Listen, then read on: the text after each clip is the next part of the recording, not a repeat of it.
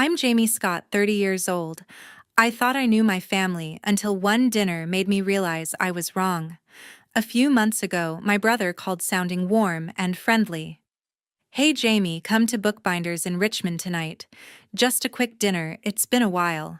It had been 3 months since I'd seen them, so I agreed, thinking maybe this time they'd actually act like a real family. Big mistake. Bookbinders is a fancy seafood and steakhouse.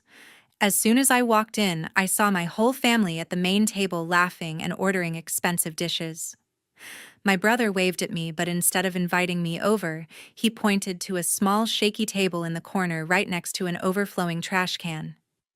"You can sit here, the other table's for the family." I froze. I'm still his sister, and I even pay half their household bills, but I didn't say a word. I sat down, watched them dine like royalty, and ordered a single glass of wine. When the waiter came back, I leaned in and said, "Put everything from that table on my brother's bill." Not long after, his shout echoed through the restaurant and every eye turned toward them. Before I tell you what happens next, let me know what time it is where you are and which city you're in, so I can see just how far my story has traveled. Sitting at that wobbly table by the trash can, the sting of my brother's words. The other tables for the family burned deeper than I expected. I'd been through this before, but this time it hit different. 3 months earlier, I got a call from my mom. "Jamie, we're throwing my birthday dinner at a nice place downtown. You should come." I showed up thinking it'd be a warm night with family. Instead, I was stuck footing a $1,200 bill for their crab legs and champagne, while they barely acknowledged me. I left that night feeling like their personal ATM, not their daughter. So when my brother invited me to Bookbinders, I felt uneasy from the start. Something told me this quick family dinner was another setup. Walking into that restaurant, I couldn't shake the feeling they were up to something. My brother had been texting me more than usual lately, always dropping hints about how tight things were for him at college. My mom kept mentioning family expenses piling up, and my dad, well, he never said much, but his silence always felt like a demand. I'd been pouring $2,500 a month into a shared family account for years, covering their phone bills, car payments, even my brother's tuition, $35,000 a year for his fancy private university. I thought it was my duty, keeping the family together. But sitting there smelling shrimp shells from that trash can, I realized they didn't see me as family. They saw me as a checkbook. At the main table, they were living it up. My brother was ordering Wagyu steaks for everyone, waving his hand like some big shot. My mom laughed, clinking glasses of red wine, probably a $500 bottle. My dad leaned back, tearing into a lobster tail, not once looking my way. They were so caught up in their little show they didn't notice me watching. Or maybe they just didn't care. The waiter passed by and I caught his eye. "Everything from that table," I said, pointing to my family, "put it on my brother's bill." He raised an eyebrow but nodded. I sipped my wine, feeling a spark of something I hadn't felt in years: control. I didn't stick around to see their faces when the bill came. I finished my drink, grabbed my purse, and slipped out the side door. The cool Richmond air hit me, and for a moment I felt free. My phone stayed quiet for about 30 minutes. Then it blew up. My brother's name flashed on the screen. I let it go to voicemail. When I played it later, his voice was shaking with rage. "Jamie, what the hell? $7,500? Are you insane? You better explain this." I didn't call back.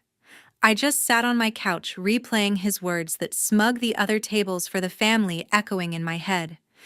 He thought he could push me aside and still cash my checks. Not this time. That night, I started thinking about all the times they'd used me. My mom's birthday wasn't the first. There was the time my dad borrowed $500 for a new TV, never paid back. Or when my brother needed $1,000 for school supplies that somehow turned into a spring break trip to Miami. I'd let it slide, told myself it was what family does. But family doesn't seat you by the trash can. Family doesn't treat you like you're invisible unless they need something. The morning after I walked out of Bookbinders, my phone wouldn't stop buzzing with my brother's furious voicemails. I ignored everyone, letting them pile up like the trash by that table he'd stuck me at. I knew the storm was coming, and I wasn't wrong. By noon, there was a sharp knock on my apartment door in Richmond. I opened it, and there were my mom and dad, faces hard with anger. My mom clutched a crumpled receipt, her knuckles white, while my dad stood behind her, arms crossed, jaw clenched, like he was ready to tear into me. They didn't wait for me to invite them in. They pushed past, marched to my kitchen table, and my mom slapped the receipt down. "Explain this, Jamie," she said, her voice sharp as a knife. $7,500. What kind of game are you playing?" I leaned against the counter, forcing myself to stay calm. My heart was pounding, but I wasn't going to let them see it. "I paid for my wine," I said, keeping my voice steady. "That's it. You'll have to ask your son about the rest." My mom's eyes widened like she couldn't believe I'd dare push back. She opened her mouth, but my dad cut in, stepping closer, his voice low and biting. "You're being selfish, Jamie. You know how tough things have been for us. You can't just pull a stunt like this and walk away." Selfish. The word hit me like a slap. I'd been pouring $2,500 a month into their shared account for years. Car payments, phone bills, my brother's $35,000 tuition for his fancy college. I'd given up vacations, new clothes, my own savings, all to keep them afloat. And I was selfish. My mom sat down at the table, her tone shifting to something softer, but it felt rehearsed, like she'd practiced it in the car. "Jamie, I'm sorry if you felt left out at the dinner," she said, her eyes flicking to the receipt. "We didn't mean it. Your family, you know that. Let's just fix this. Okay, pay the bill and we'll make it right." Her words were sweet, but her face told a different story, cold, calculating, like she was reading a script. I stared at her, then at my dad, who wouldn't even look at me. He just stood there, arms still crossed, staring at the floor. That's when it hit me clear as day. They didn't come to apologize. They came to make sure I'd keep opening my wallet. To them, I wasn't their daughter. I was their bank. I shook my head, my voice firm. "I'm not paying it. Your son ordered the Wagyu steaks, the wine, the lobster. He can figure it out." My dad's face turned red, and he stepped closer, his voice rising. "You think you're better than us now? You think you can just cut us off like we're nothing?" He slammed his hand on the table, the receipt fluttering to the floor. I didn't flinch. I'd spent years shrinking under their anger, their guilt trips, their demands. But that night at Bookbinders, sitting by that trash can, had flipped a switch. I wasn't their doormat anymore. "You sat there laughing, drinking your $500 wine," I said, looking at my mom. "You didn't even glance at me. You stuck me by the trash can and called it a family dinner. I'm done." My mom's face tightened, but she tried again, her voice dripping with fake concern. "Jamie, we're a family. We need to stick together. You've always helped us out. Don't stop now. We'll do better, I promise." She reached for my hand across the table, but I pulled back. Her promises were empty, and I was tired of believing them. I thought about the shared account, how I'd been depositing money every month, thinking it was for necessities, groceries, utilities, things to keep them going. But then I remembered the charges I'd seen over the years. Spa days for my mom, $300 a pop. New golf clubs for my dad, $500. My brother's school supplies that turned into a $1,000 trip to Miami. $2,500 a month straight from my savings, and they still treated me like I didn't belong. I looked at my mom, my voice steady but cold. "You didn't even look at me at that dinner. You sat there toasting to family while I was stuck smelling shrimp shells. Family doesn't do that." My dad scoffed, rolling his eyes. "You're blowing this out of proportion, Jamie. It was just a table." Just a table. I wanted to scream. It wasn't just a table. It was years of being used, years of giving everything, my money, my time, my trust, and getting nothing but demands in return. I took a deep breath and said, "I'm done being your ATM. You want to talk family? Start acting like one." My mom's face fell, but not because she was hurt. She was scheming, her eyes darting to my dad like they were planning their next move. My dad just glared, his voice low. "You'll regret this, Jamie. You don't get to walk away from us." They turned and left without another word, the receipt still on the floor. I picked it up, staring at the numbers, $7,500. I didn't feel guilty. For the first time, I felt free. I'd been carrying their weight for so long, telling myself it was love, duty, family. But it wasn't. It was control. They didn't want me at their table unless I was paying for it. I sat on my couch, the apartment quiet except for the hum of the fridge. My phone buzzed again, another text from my brother, probably more yelling. I didn't open it. I knew what was coming next. They'd try to guilt me, manipulate me, maybe even lash out. The day after my mom and dad stormed out of my apartment, I was on edge, waiting for their next move. That afternoon, I sat down to work on my laptop, a cheap but reliable machine I used for my marketing job. I opened it, clicked to log in, and the screen froze. A message flashed, "No operating system found." My stomach sank. I rebooted, tried again. Same error. All my files, client presentations, spreadsheets, photos from my last trip with friends, gone. My hands shook as I opened the security camera app on my phone. I'd installed a small camera in my living room after a break-in scare last year, just to be safe. I pulled up the footage from the night before, and my blood ran cold. There was my dad sneaking into my apartment after our fight, hunched over my laptop, typing furiously. He'd used his spare key and wiped it clean. I sat there staring at the screen, my heart pounding. This wasn't just anger. This was sabotage. My dad didn't just want to guilt me into paying their bills, he wanted to hurt me, to punish me for standing up to them. I grabbed my phone and called the Richmond police, my voice steady despite the rage burning inside. "Someone tampered with my laptop," I told the officer.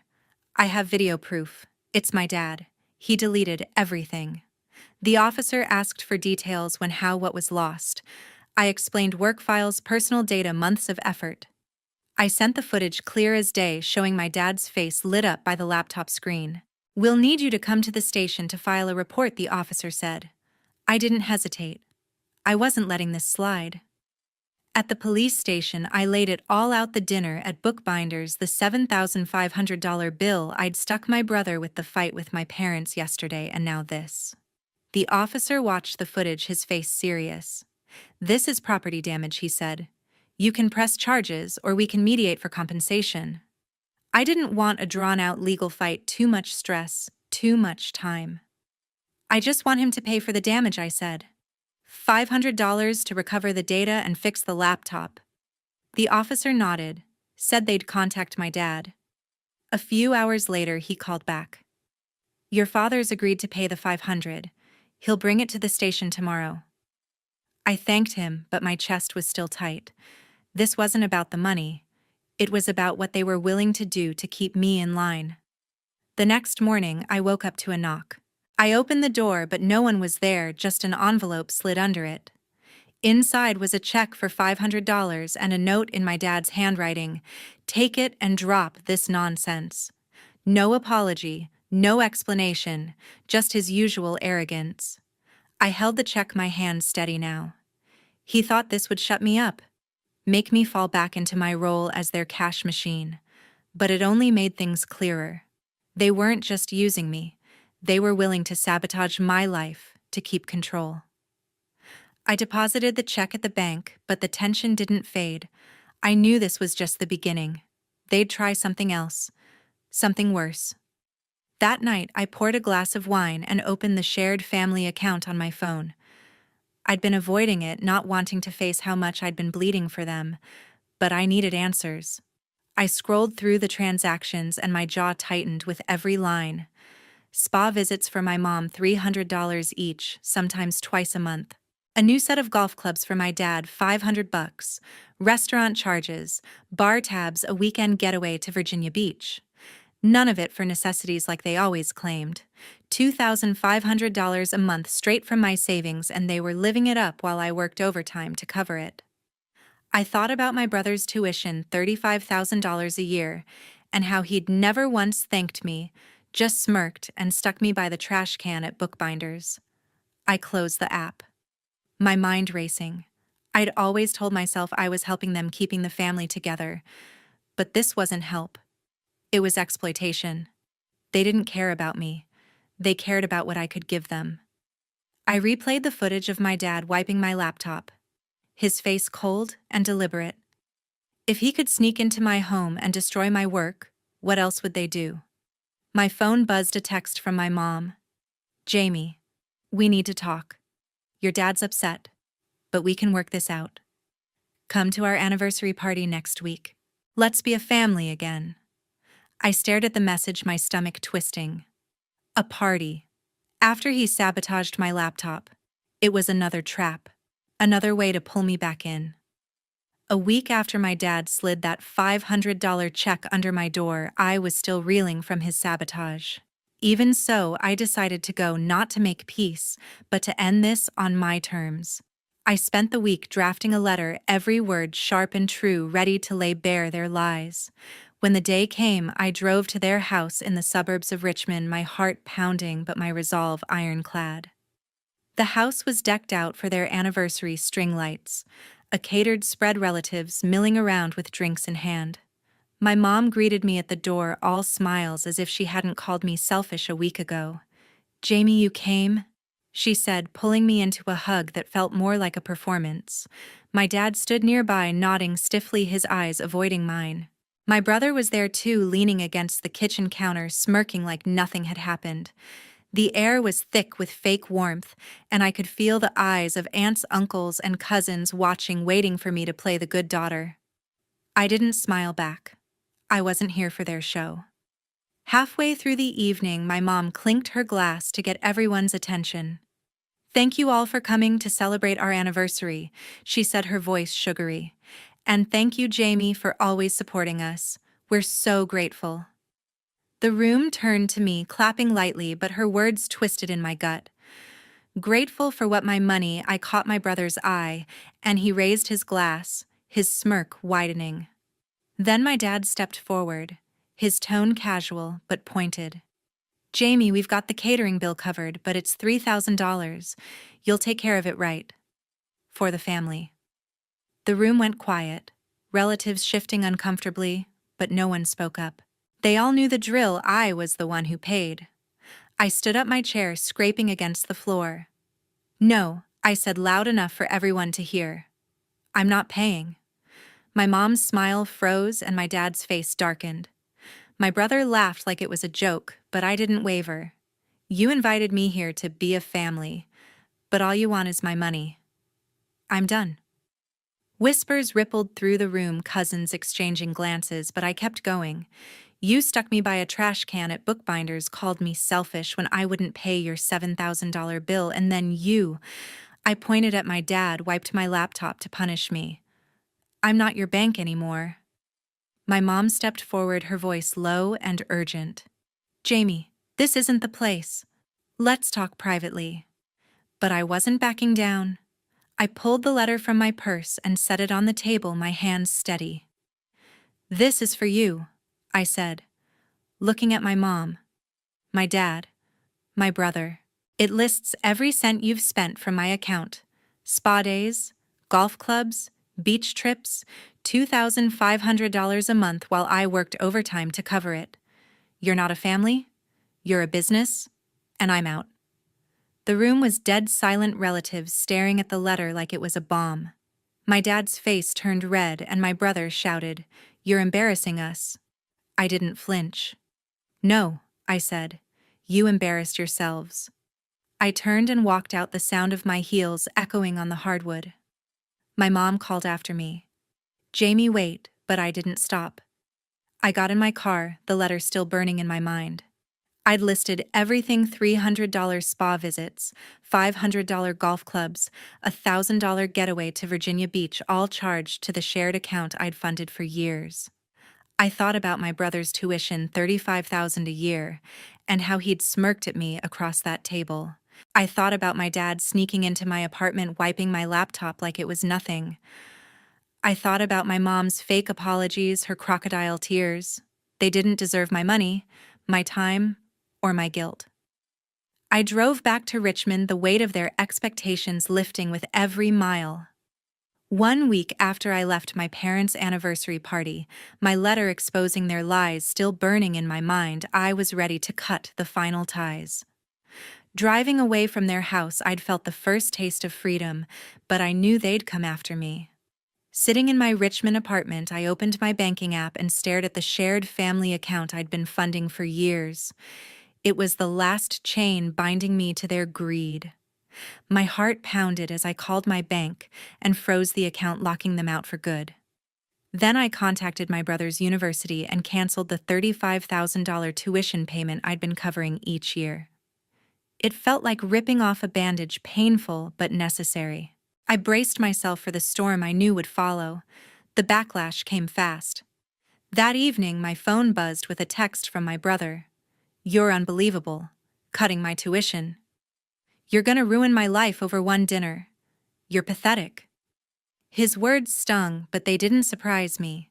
He'd laughed in my face at that restaurant, expecting me to pay for his extravagance, and now he was angry I'd stopped. I didn't respond. Then my mom started calling, her voicemails flooding in, 6 in 2 hours, each one more desperate than the last. "Jamie, how could you do this to us? We're your family. Pick up and fix this." Her voice cracked, but I knew it was an act, just like her tears at the party. I let them pile up, each one fueling my resolve. By the third day, my dad called, his tone cold and sharp. "You think you can cut us off? I'll make things difficult for you, Jamie. Don't test me." I saved the voicemail. My hands steady, but my pulse racing. He'd already sabotaged my laptop. What else would he do? Then the rumors started. My cousin Holly texted me, her message hesitant but urgent. "Hey Jamie, I don't know what's going on, but your mom's telling everyone you're out of control. They're saying you're unstable, that you've abandoned your family over nothing." I stared at her words, my jaw tight. Unstable. They'd used me for years, destroyed my work when I pushed back, and now they were spinning lies to save their image. Holly added, "They're telling aunts, uncles, even neighbors. I don't believe them, but people are talking." I thanked her, my fingers trembling as I typed. It wasn't just a fight anymore. They were trying to ruin my reputation, to paint me as the villain so they could play the victims. It was a desperate move, but it only made me angrier. I wasn't going to let them control the narrative. I opened my laptop, grateful it was restored after my dad's sabotage, and pulled up the bank statements I'd saved. The evidence was clear: the luxuries I'd listed in my letter at the party, funded by my overtime hours while they lived it up.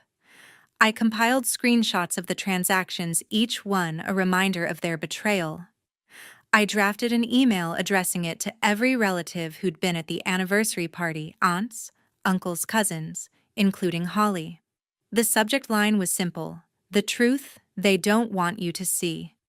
In the email, I laid out the facts, cold and clear. For years, I funded a shared account believing I was helping my family. Instead, they used it for luxuries while treating me like I didn't matter. They expected me to pay for their dinners, sabotaged my laptop when I refused, and now they're spreading lies that I'm out of control. The attached bank statements show the truth, every charge they made on my dime. Judge for yourselves. I attached the screenshots and hit send, my heart steady but my stomach in knots. This wasn't just about clearing my name, it was about exposing their lies to everyone they'd tried to manipulate. I wasn't their scapegoat anymore. The next day, my phone was quiet.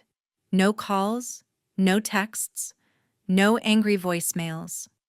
I wondered if the email had stunned them into silence or if they were plotting their next move. Holly texted again, her words heavy. I saw the email, Jamie. I'm so sorry. I had no idea they were doing this to you. I'm on your side. I thanked her, but I didn't expect much from the others. They'd stood by at the party, clapping for my mom's fake gratitude while I was asked to foot another bill. They were too tied to my parents to speak up. But I didn't need their validation. I'd spent years chasing their approval, only to realize they didn't see me as family. They saw me as a resource to exploit. Sitting on my couch, I looked around my apartment, the one I'd paid for, while they took everything I gave. I thought about my brother's venomous texts, my mom's manipulative voicemails, my dad's chilling threats. They'd crossed every line, taken my money, my trust, and still demanded more. Cutting their access wasn't just about the account or my brother's tuition, it was about reclaiming my life. The email was my final stand, my way of saying I was done being their pawn. They could spread their rumors, make their threats, but I was free. I started thinking about what came next. Richmond felt heavy now, every street tied to their betrayal. I'd been looking at job listings in Augusta, a chance to start fresh, far from their reach. The idea of a new life, one where I wasn't defined by their demands, felt like a lifeline. I wasn't just closing an account. I was closing a chapter, and I was ready to walk away for good. 2 weeks after I sent that email exposing my family's lies, I packed the last of my things and left Richmond behind. I'd landed a marketing job in Augusta, Maine, a quiet city far from the weight of my family's betrayal. The move wasn't just about distance, it was about cutting them out of my life for good. I changed my phone number, deleted my old email, and removed every link to the shared accounts they'd drained for years. My apartment, once a reminder of their greed, was now empty, my belongings packed into a small moving truck. As I drove north, the road stretching out before me, I felt lighter than I had in years. I was done being their bank, their scapegoat, their doormat. A month later, settled into a small rental in Augusta, I got a text from Holly. She'd been the only one to reach out after my email, the only one who didn't buy my family's story about me being out of control. Her message was short but heavy. "Hey, Jamie, things have changed here. Your dad's taken a second job at a hardware store working late shifts. Your brother's working part-time at a coffee shop to cover his tuition. Your mom stopped her spa trips. They're struggling, but they haven't said sorry. I think they're too proud." I read her words, waiting for guilt to hit, but it didn't. They'd had years to treat me with respect, to see me as more than a wallet. Instead, they'd stuck me by a trash can, sabotaged my laptop, spread lies about me. Now they were facing the consequences, living without my money, forced to fend for themselves. But their pride, their refusal to own up, told me they hadn't changed. They were still the same people who'd used me, and I wasn't going back. Holly added, "Some relatives stopped talking to them after your email. They saw the bank statements and it opened their eyes." I nodded to myself, a small satisfaction settling in. The aunts and uncles who'd clapped for my mom's fake gratitude at the anniversary party were now keeping their distance. My family's lies had unraveled, their image cracked, but they hadn't reached out to apologize. No calls, no texts, no letters, just silence. My brother, who'd called me pathetic for cutting his tuition, was now pouring coffee to pay for school. My dad, who'd threatened to make things difficult, was working nights to cover bills. My mom, who'd played the victim with her crocodile tears, was living without her luxuries. They'd built their lives on my money, and now that it was gone, they were scrambling. But their silence spoke louder than any apology could. They didn't regret using me. They regretted losing me. Sitting in my new apartment, sunlight streaming through the window, I thought about how far I'd come. For years, I'd let guilt trap me, believing I owed them because they were family.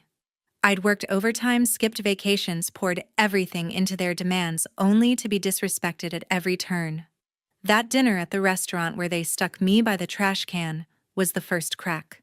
Their lies, their sabotage, their refusal to see me as anything but a resource. It all led me here to a life I was building for myself. Augusta wasn't just a new city. It was a new start, a place where I could breathe without their weight on my shoulders. If I could go back, I'd tell myself one thing: don't let family guilt trap you. Set boundaries, and when respect is gone, walk away. Family isn't about blood, it's about who treats you like you matter. I learned that the hard way, but I'm stronger for it. I'm not the girl who sat by the trash can anymore. I'm not the girl who paid for their lies. I'm free, and I'm never going back. To everyone watching, thank you for sticking with my story. It's been a wild ride, but sharing it has helped me heal. If this hit home for you, drop a comment. Have you ever had to set boundaries with family? How did you do it? Hit that subscribe button for more stories like this, and let's keep the conversation going. You're not alone, and you deserve to be respected. Thanks for being here.